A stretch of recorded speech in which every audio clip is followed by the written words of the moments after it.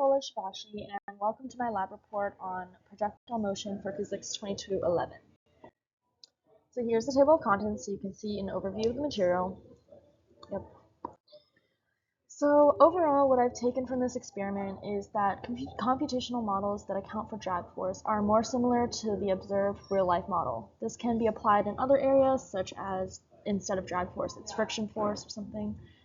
And some physics principles and fundamentals I'll be referring to is Fnet equals Fdrag plus Fgrav, the position update formula and the velocity update formula, also known as Newton's second law, and then Fdrag, which is equal to negative b v squared v hat, where b is a proportionality constant that I determined based on my experimental data. And finally, Fgrav, which is only in the y direction and just negative mass times gravity, which is 9.8 m over s squared. The surrounding is the air, and the system is the ball of paper that is being thrown. Initial conditions is that the object is tracked from the moment it leaves the hand to the moment it touches the ground. Here is the method and the experiment. So first we set up meter6 so we could have a reference in the video for the tracker software, and then the ball is thrown in a projectile motion from there we created the models based on the data. And so here's that. Yeah. Yay. Okay. Models. So this is the first computational model where only gravity is considered and drag force is not in the picture. In this model, the b value is equal to 0 and Fnet is equal to Fgrav, which is equal to 0, negative ng, 0. So as you can see here. Next, this is my second computational model where not only gravity is considered, but drag force is also calculated into the prediction. Therefore, Fnet is the drag force and the gravity force combined. To calculate drag force, it's this equation, negative b v squared v hat, and after some trial and error, I found the b value to be 0.95. I found this value by plugging in different values and comparing this model with the actual observed value and seeing which one was closer. Here's my observed model that is created from the tracker after analyzing the video. Here is the models combined. So as you can see, the computational model with drag is very similar to the observed real-life model, where the computational model without drag is nowhere near close. This is the computational without drag, and then with drag, and then observed. So what I've discovered, as I said before, is that the second computational model, the one with drag considered, is the most identical to the observed model.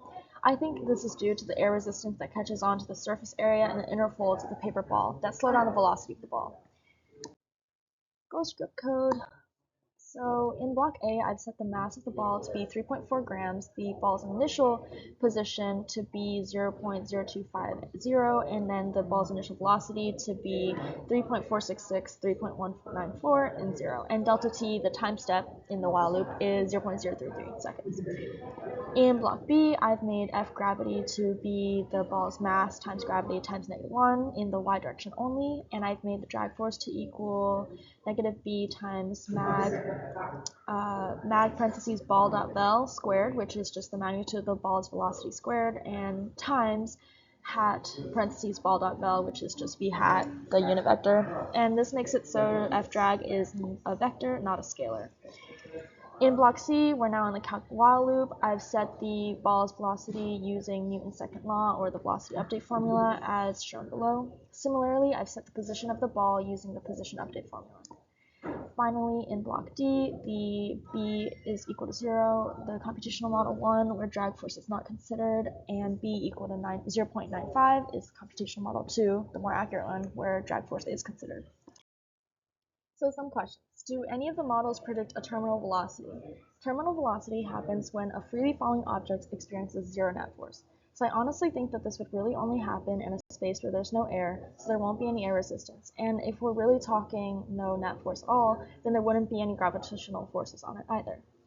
And imagine if the object were initially thrown straight up with the same initial speed as in your experiment. Would the time this object takes to reach the ground be the same, longer, or shorter than the time it took in your original experiment?